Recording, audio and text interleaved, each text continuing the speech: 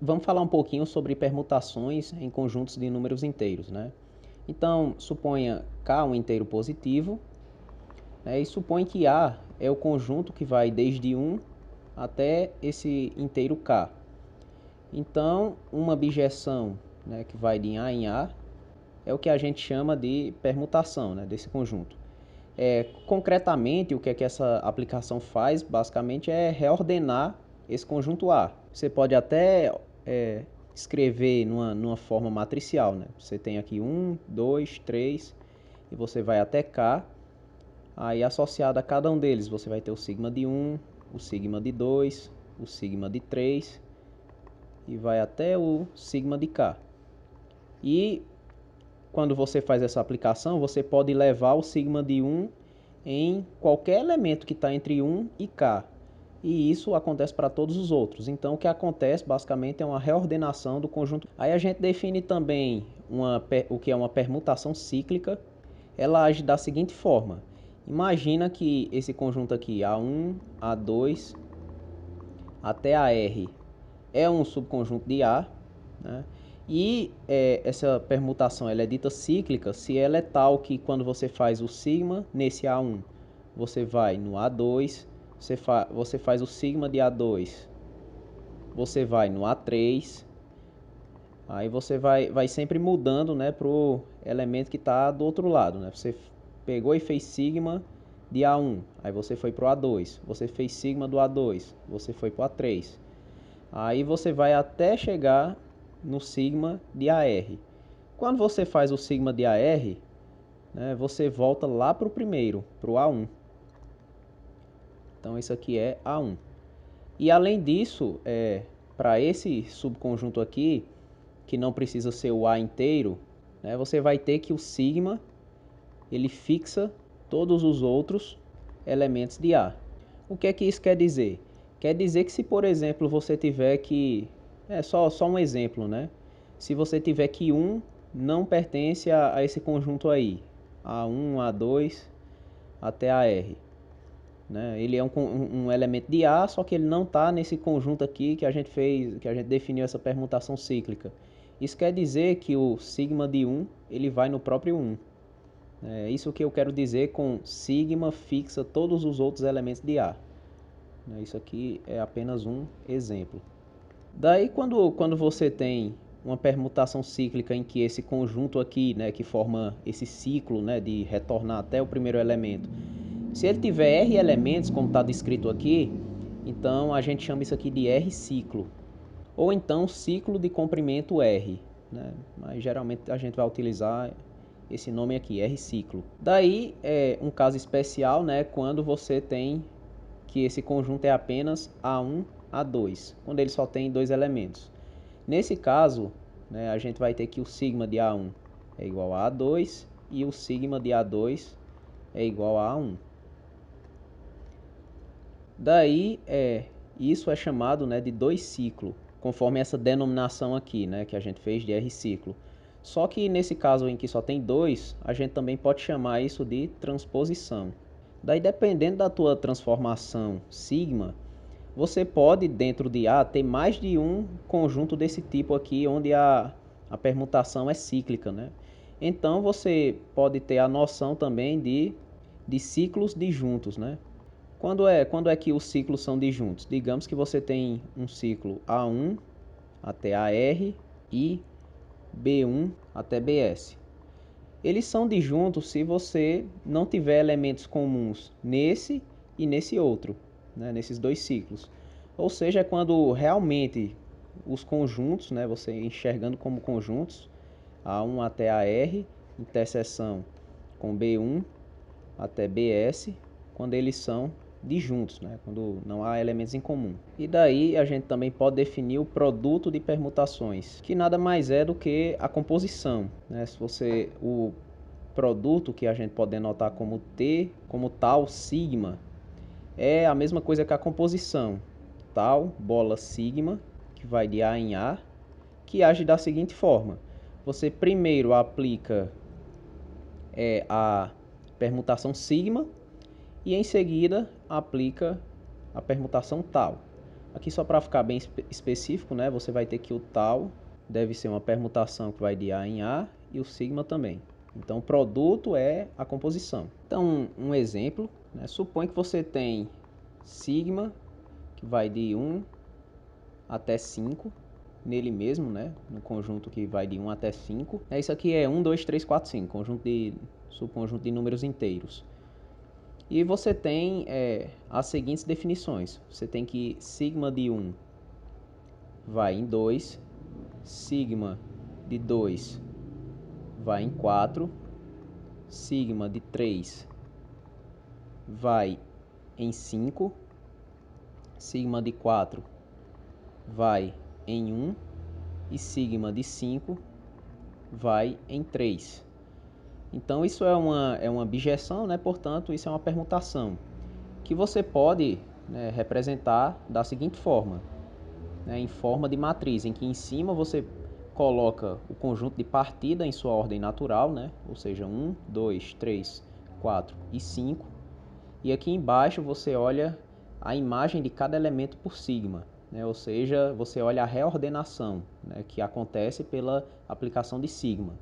Então a reordenação é 2, 4, 5, 1, 3. Nesse exemplo, nós queremos observar que essa permutação ela pode ser escrita como o produto, né, de ciclos disjuntos. Para você fazer isso, né, você precisa pegar cada elemento daqui de cima e ir aplicando o sigma até chegar nele mesmo, né, para daí você formar o ciclo, né? Então, você observa que, vamos fazer com essa notação, você sai aqui de 1, aí você aplica o sigma em 1, você vai para 2. Aí beleza, você está com o elemento 2. Quando você aplica sigma em 2, né, você olhando para essa matriz, você vai para 4. Então, sigma 2 vai para 4. E quando você chega em 4, né, tá bem aqui, quando você aplica o sigma, você cai lá embaixo, você vai para 1.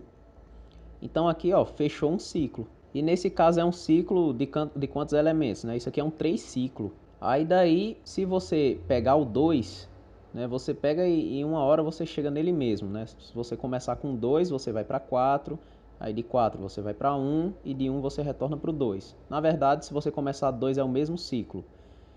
Então, quem foi que ficou de fora aqui desse ciclo? Você pode pegar qualquer um que ficou de fora. Nesse caso, você pode pegar o 3, por exemplo. O 3 ficou fora desse ciclo, então você pode olhar onde é que ele vai parar, né? Quando você aplica o sigma do 3, você vai para o 5, está bem aqui. E quando você aplica sigma de novo, o 5 que está aqui, ele retorna para o 3. Então, retorna para o 3. E isso aqui é o que? Isso é um 2 ciclo. Então, veja que legal, para cada um desses ciclos disjuntos aqui que a gente fez, vamos definir uma aplicação. Vamos definir uma φ, né, digamos, de 1, 2, 3, 4, 5, no próprio 1, 2, 3, 4, 5. Aí o que é que ela faz, né? Você define ela como sendo, como fixando esses elementos, essa primeira, fixando esses elementos aqui que não estão no 3 ciclo, ou seja, você vai fixar o 3 e o 5, ou seja, você vai mandar φ de 3 no próprio 3 e vai mandar φ de 5 no próprio 5. E o que é que você vai fazer com 1, 2 e 4? Você vai fazer conforme esse ciclo aqui. Você vai mandar o 1 em 2, você vai mandar o 2 em 4 e você vai mandar o 4 em 1.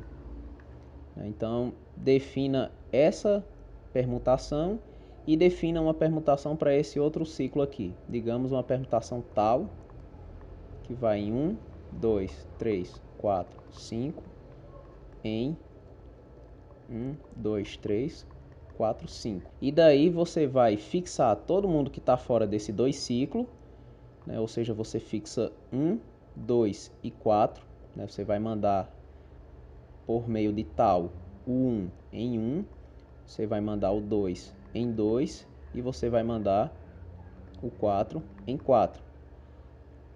E daí os outros elementos você faz conforme o ciclo, né? Você manda 3 em 5 e você manda o 5 em 3. Então isso aqui é uma outra permutação.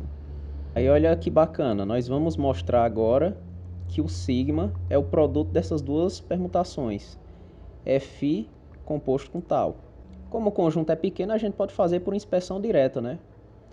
Quem é o sigma de 1? Vamos olhar para a definição de sigma.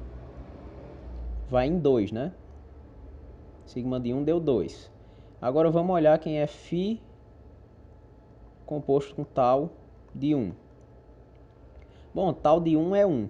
E Φ de 1, né, vai no 2. 2, então coincidiu, né, no elemento 1. Aí agora vamos ver em 2. O Φ de 2, olha aqui a definição. Φ de 2 deve ser 4. Aí quem é Φ de tal de 2? Quem é tal de 2? Está fixo, bem aqui, é o 2. E quando você aplica Φ de 2, vai no 4. Então a mesma coisa aqui e aqui. Agora vamos ver para 3. Sigma em 3 deve ser 5. Aí agora Φ de tal de 3. Quem deve ser? Tal de... aqui eu confundi a anotação, deixa eu consertar aqui. Aqui na verdade é um tal. Vamos lá, né? Tal de 3 deve ser 5. E quem é o Φ de 5? O Φ de 5 é fixo, igual a 5. Então coincidiu novamente. Aí vamos olhar para 4. O sigma de 4 é 1. E vamos olhar Φ de tal de 4. Mais tal aplicado em 4, tá bem aqui, se mantém 4. E quando você aplica o Φ em 4, dá 1. Então, novamente coincidiu. E por fim, o 5, né? O Φ de 5, o sigma de 5 deve ser 3. Enquanto que o Φ tal de 5 deve ser o seguinte. Tal de 5 é 3 e Φ de 3 é 3. Portanto, isso deve dar 3. Ou seja, verifica, né, isso aqui. A sua transformação sigma consegue ser escrita como produto, né, de duas transformações que são, né, o produto de dois ciclos disjuntos. Ou seja, com esse exemplo bem simples, né, a gente está mostrando um resultado que é geral. Qualquer permutação pode ser escrita como o produto de permutações cíclicas disjuntas. Ou seja, né, por que cíclicas disjuntas? Porque o conjunto no qual a transformação φ é cíclica é diferente do conjunto no qual a transformação tal é cíclica, né? Se você perceber, essa de cima aqui ela é cíclica no conjunto 2, 4, 1. Enquanto que essa de baixo, que é a tal, ela é cíclica no conjunto 3, 5. Então isso aqui com esse exemplo simples, né, você pode verificar isso em geral, que qualquer permutação pode ser escrita como produto de permutações cíclicas disjuntas. Aí a gente define SK como sendo o conjunto das permutações sobre o conjunto, né, 1K. Você pode verificar que esse conjunto SK, na verdade, ele é um grupo.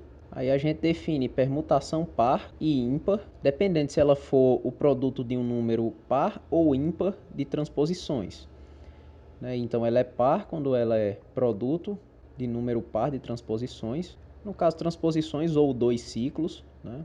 E aqui ela é ímpar quando ela é o produto de número ímpar de transposições. Daí a gente também define o sinal da permutação. Aí a gente denota como sendo SGN da permutação, né, da que a gente está usando é esse sigma, que ela pode ser mais ou menos 1. Né? No caso, ela é 1 quando você tem uma permutação par, e ela é menos 1 quando você tem uma permutação ímpar. Aí, quando a gente quer olhar o sinal do produto de duas permutações, né, digamos, tal vezes sigma, isso é o produto dos sinais, né? No caso, é o sinal de tal multiplicado pelo sinal de sigma. Agora vamos falar um pouquinho sobre inversões, né, de permutação. Então, o que é isso, né? Uma inversão em uma permutação sigma é um par ordenado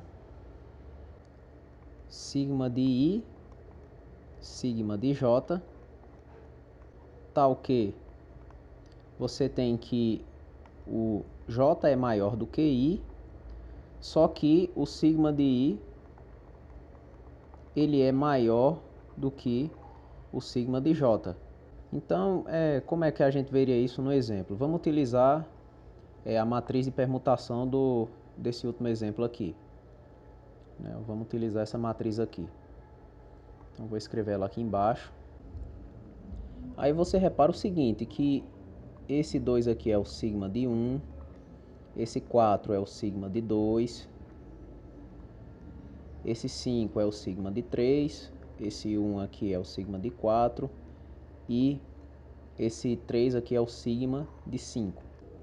Então a técnica para achar as inversões é fazer o seguinte, é olhar essa segunda linha aqui dessa matriz de sigma, né, olhando aqui da esquerda para a direita, porque você vai vendo assim, ó, você vê que 2 é maior do que 1, só que você tem que o sigma de 2 ele é menor do que o sigma de 1? Não. Então, você tem que 2, 4 não é inversão. É exatamente o que essa condição aqui quer dizer, ó. I menor do que J. Para esse caso aqui, a gente tem que 2 é maior do que 1. Só que o sigma de I é maior do que o sigma de J, ou seja, a gente está se perguntando se 2 é maior do que 4. A resposta é não, portanto, o par ordenado sigma de I, que seria 2, sigma de J, 4, ele não é inversão. Então aqui a gente não conta com esse primeiro. Aí a gente sai comparando com os outros. Você tem que 3 é maior do que 1. Só que o sigma de 1 é maior que o sigma de 3? Não, porque a gente tem que o 2 não é maior que 5. Você compara 1 e 4. Você tem que o sigma de 1, que é 2, é maior que o sigma de 4? Sim, né? Porque você tem que 2 é maior do que 1. Então, uma inversão é o par 2, 1. Aí, você compara também o 1 com o 5. Você tem que o 5 é maior do que 1, só que o sigma de 1 não é maior que o sigma de 5, porque 2 não é maior do que 3. Então, comparando um com todos os outros, a gente só tem essa inversão aqui, 2, 1. Aí a gente olha as outras. Depois você vai fazer o seguinte, você vai olhar, né, novamente da esquerda para a direita, essa linha de baixo, só que a partir do 2. Porque você já fez todas as comparações com 1. Então você compara 2 com 3, com 4 e com 5. Né? Então vamos lá, você tem que 3 é maior do que 2. Só que o sigma de 2 é maior do que o sigma de 3? Não, porque o 4 não é maior que 5. Então não tem inversão aqui entre esses dois. Você olha 2 e 4. O 4 é maior do que 2, só que o seu sigma de 2 é maior do que o sigma de 4? Sim, porque 4 é maior do que 1. Então aqui outra inversão é 4, 1. Aí você olha 2 e 5. Você tem que o 5 é maior do que 2 e o sigma de 2, que é 4, é maior do que o sigma de 5, que é 3. Então, outra inversão aqui é 4, 3. Aí você vai olhar também para os outros, né? Agora você vai comparar 3 com 4 e 5. Aí você vê o que é que tem aqui, né? Você tem que o sigma de 3 é 5. Então, é claro que ele é maior do que 1 e maior do que 3. Então, a gente vai ter as inversões 5, 1 e 5, 3. Aí agora você só tem 1 para comparar, né? O 4 para comparar com o 5. Né? E daí não sai nenhuma inversão, porque o 5 é maior do que 4, só que o sigma de 4 é 1 e o sigma de 5 é 3. Né? Então, a gente tem que não é o 1 maior do que 3. Então, daqui a gente não tem inversão. Então, as inversões que a gente consegue são essas aqui, né? São essas 5. Aí, uma aplicação interessante das inversões é no cálculo do sinal da permutação. Então, exemplo, achando o sinal da permutação com inversões. Então vamos fazer isso utilizando a mesma permutação do último exemplo. 1, 2, 3, 4, 5, 2, 4, 5, 1, 3. Então o processo é bem simples. Ele consiste de você fazer operações aqui na segunda linha, né, dessa matriz de sigma, de modo a tornar isso aqui como uma identidade, né? Ou seja, você vai mexer nos termos de baixo para obter a mesma ordem que está aqui em cima. 1, 2, 3, 4, 5. Então como é que você faz isso, né? Para mover, começar movendo o 1 para a sua posição natural, né, que é de primeiro elemento, o que é que você tem que fazer? Você está com a matriz aqui, né? Eu vou escrever ela novamente. 1, 2, 3, 4, 5. 2, 4, 5, 1, 3. Então o que é que você faz primeiro? Você troca de posição o 1 com 5. Então você pode colocar até assim, que você mudou, né, 5, 1. Então você vai ficar aqui embaixo com 2, 4, 1, 5, 3. Aí agora você troca de posição o 1 com 4. Então sempre coloca nessa ordem, né? O primeiro elemento que está mais no lado direito e depois o elemento que você quer trocar. Então aqui a mudança vai ser 4 e 1. Então embaixo você fica com 2, 1, 4, 5, 3. E por último você faz a mudança 2, 1. Né? Quando você faz isso, aí você fica 1, 2, 4, 5, 3. Pronto. Aí beleza, tá? Com essas mudanças aqui, né, você conseguiu colocar 1 na posição natural. Aí o 2 já está na posição natural, então você não mexe mais nele. Aí agora você quer fazer o 3 chegar na posição natural. Então o que é que você tem que fazer, né? Você tem que trocar o 5 e o 3. Então fazendo a troca 5, 3, você fica com 1, 2, 4, 3, 5. E por último você faz a troca, né, do 4 com o 3. Aí você chega, né, aqui na parte de baixo exatamente na identidade. 1, 2, 3, 4, 5. Que a gente pode denotar assim, com esse 1 aqui mais caligráfico. Então aqui você deveria ter escrito a parte de cima, né? Eu vou só marcar. Mas entenda que tudo isso aqui que foi feito foi na linha de baixo. Então o que é que isso quer dizer, né, no fim das contas? Que quando você tem aqui a sua permutação sigma e você vai fazendo as seguintes transposições. Veja que a gente só fez aqui transposição, né? 2 ciclos. A gente foi trocando de 2 em 2 elementos. Né? Você pegou a sua sigma, né, a matriz natural, como está escrito aqui, e saiu fazendo essas transposições. Qual foi a primeira? Você trocou o 5 e o 1. A segunda, você trocou o 4 e o 1. Terceira, você trocou o 2 e o 1. A quarta, você trocou o 5 e o 3. E a quinta, você trocou o 4 e o 3. Ou seja, eu estou colocando aqui, né, nessa ordem, né, começando aqui do lado direito para o esquerdo, né, a ordem das transposições que a gente fez, ó, 5-1, 4-1, 2-1, 5-3 e 4-3. E aonde é que a gente chegou quando fez isso? A gente chegou na identidade. A gente chegou no próprio 1, 2, 3, 4, 5. E quem são esses elementos aqui que a gente fez esse monte de mudança aqui? Veja que são 5 e eles são exatamente as inversões, ó. São as mesmas coisas das inversões, né, que a gente conseguiu no último exemplo. E daí o que é que você vai fazer? Né? Agora você observa que se você sai multiplicando aqui do lado esquerdo, né, dos dois lados, quando você multiplica de novo por 4, 3, aí em seguida 5, 3, em seguida 2, 1, em seguida 4, 1 e em seguida 5, 1, você vai chegar exatamente em sigma igual a 5, 1, 4, 1, 2, 1, 5, 3 e 4, 3. Isso fazendo multiplicações nessa ordem, né? E aqui sempre do lado esquerdo. Aí você pode estar um pouco confuso. Oxente, como é que chegou nisso aqui? É como se fosse, como se quando você fez a primeira multiplicação, 4 3 e 4 3. Né? Aí lá do outro lado, né, você tem mais um monte de coisa aqui, aí tem um sigma, aí lá do outro lado ficou 4 3. Né? Aí é como se esse 4 3 virasse a identidade. Aí realmente é isso, porque você considerando isso aqui como uma permutação, né, do tipo 2 ciclo, que mantém todos os outros elementos fixos, digamos, tal 1 e essa aqui tal 2.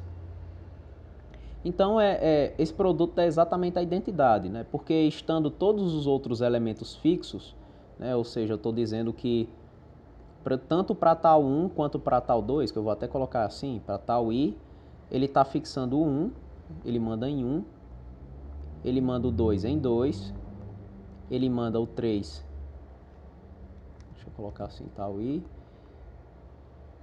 ele manda o 5 em 5.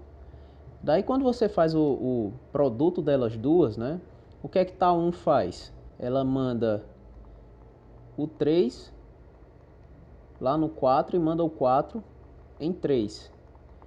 Aí quando você coloca, você compõe com essa tal 2 que faz a mesma coisa, o que é que essa tal 2 vai fazer, né? Então para esses dois últimos aqui vamos denotar assim, tal 1 e agora você vai fazer o tal 2 de tal 1. Isso vai ser a mesma coisa de tal 1 de 3. Só que tal 1 de 3 é 4. Ou seja, isso aqui virou a identidade, né? Porque está mandando 4 em 4. A mesma coisa se você fizer tal 2 de tal 3, né? Vai ser a mesma coisa que tal 2 de 4, só que 4 vai em 3. Ou seja, o produto dessas duas mandou, né, lá no mesmo elemento. Ou seja, quando você faz essas multiplicações aqui à esquerda, todos esses elementos aqui que vão aparecer duplicados, né, 4 3 4 3, 5 3 5 3, cada um vai ser a identidade. Por isso que fica sigma igual a todo esse produto aqui de transposições, né? Todos esses aqui você tem 5 permutações do tipo transposições. Aí fica beleza de você determinar o sinal da transformação. Você vê que essa transformação aqui ela é ímpar. E o que é o sinal? O sinal ele é 1 se a sua transformação for par e menos 1 se for ímpar. Como essa transformação é ímpar, então a gente tem que o SGN de sigma igual a menos 1. Então esse procedimento é uma maneira bem eficiente de calcular o sinal da permutação.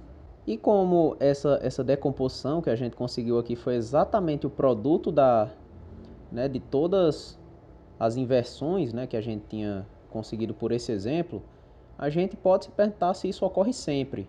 E a resposta é sim, e é dada pelo seguinte teorema. Uma permutação é par se e somente se ela tem número par de inversões. Aí a gente pode fazer uma demonstração se inspirando aqui no método que a gente fez para chegar à identidade nesse exemplo. Ou seja, você escreve aqui a matriz, né, de sua permutação, digamos que ela vai de 1 até k, e aqui você tem o sigma de 1 até o sigma de k. Então o que é que a gente fez? Né? A gente localizou primeiro o elemento 1.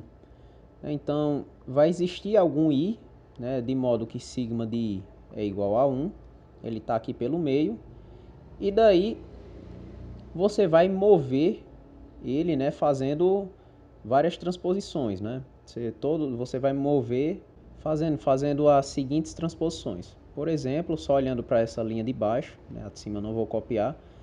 Se você está aqui no 1 igual a sigma de i, para você voltar para a posição natural, você vai fazer o seguinte, ó, sigma de 1, aí você vai trocar o seu sigma de i com sigma de i menos 1. Né? Então a transposição aqui vai ser do tipo sigma de i menos 1, 1. Né? Porque o seu sigma de i é 1. Então aqui você fica com 1, aí sigma de i menos 1, depois vem sigma de I mais 1, né? Porque a gente está supondo que sigma de I que é 1. E daí você vai até chegar no seu sigma de K, lá no final. Aí você vai fazendo as transposições tudo aqui pro lado esquerdo, né? De fato, quando você fizer todas elas, você vai observar que elas são assim, ó. Você sigma de I menos 1, você trocou com 1. Depois você trocou sigma de I menos 2 com 1. E daí você foi fazendo até, né, trocar o sigma de 1 com 1. Então, para fazer esse movimento aí para o 1, né, para você depois fazer isso tudo, você vai chegar em 1, sigma de 1, né, aí sigma de I menos 1, sigma de I mais 1, até o sigma de K. Esse movimento todo aí foi só para trocar, para fazer o seu 1 ir para a sua posição natural. Então isso sugere o quê? Sugere que você pegou o sigma e já fez esse monte de transposição aqui. Você pegou e trocou o sigma de I menos 1 com 1, né? Aí daí fez esse monte de transposição até sigma de 1 com 1. Pronto, então guarda isso aqui. Aí eu acho que deu para entender o processo, né? A gente fez isso com 1, aí a gente vai agora tentar localizar o 2 aqui dentro, né? Então vai existir um certo M, de modo que sigma de M é 2, e daí você vai fazendo a mudança, né, em todos os anteriores. Então quando você encontra ele aqui, você sai trocando do mesmo jeito que eu fiz aqui, até, né, você ter aqui na segunda posição aqui dessa linha de baixo da matriz de sigma, um 2 aqui no lugar do sigma de 1. Então isso te sugere, né, a sair multiplicando aqui, né, continuar multiplicando essas composições aqui.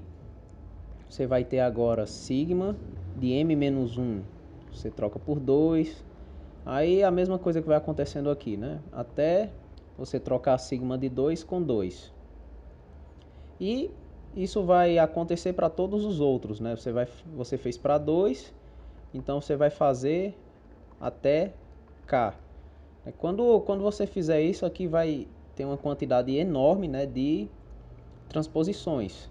Aí você faz o mesmo processo, multiplica no lado esquerdo, uma a uma, e você vai conseguir, né, que de um lado da identidade, quando você sair multiplicando uma a uma, você vai ter que o sigma vai dar um produto de transposições, vai dar um produto bem grande, né, de transposições. Mas cada transposição que aparece, né, como a gente viu até no próprio exemplo, é uma inversão. Então aqui é um produto de transposições cujo número total é o número de inversões. Quando eu falo de número total, é a quantidade desses produtozinhos aqui que vai aparecendo. A quantidade deles é a mesma quantidade do número de inversões. Aí beleza. Sabendo disso, né, que a sigma ela fica como produto de transposições cuja quantidade, né, de produtozinhos aí que aparece é igual ao número total de inversões, então fica provado, né, o teorema pelo seguinte. Você observa que tem uma relação aí entre a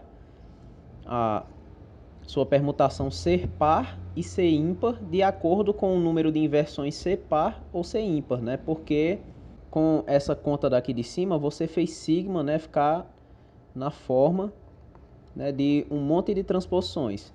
E essa quantidade, né, das transposições que aparecem em produto, né, o que é que ela diz, né? Se a quantidade for par, você tem que a sua sigma ela é uma permutação par. Então, como essa quantidade é exatamente o número de inversões, então o que é que a gente tem? Número de inversões par implica sigma par. Se a gente tiver o número de inversão, né, o número de inversões ímpar, implica que sigma ela é ímpar. E isso é si somente si, né? Porque se a sigma for par, então essa quantidade de produtos que você forma é par, portanto o número de inversões é par. E a mesma coisa para quando é ímpar. E daí você ainda tira né, que o sinal, isso é igual a menos 1 elevado à cardinalidade das inversões de sigma, né? Exatamente por isso, porque a sua transformação ela é par ou ímpar, né, dependendo do número do número de inversões. Se ele for par, você vai ter menos 1 elevado ao número par, portanto o sinal é 1, né, o que significa que a transformação que a permutação é par. Se for ímpar, fica menos 1 elevado ao número ímpar, o que significa que a permutação é ímpar, né, tem sinal menos 1. E com isso o, o teorema fica mostrado e ainda tem essa fórmula aqui, alternativa, né, para calcular o sinal. E com isso a gente encerra essa conversa de hoje.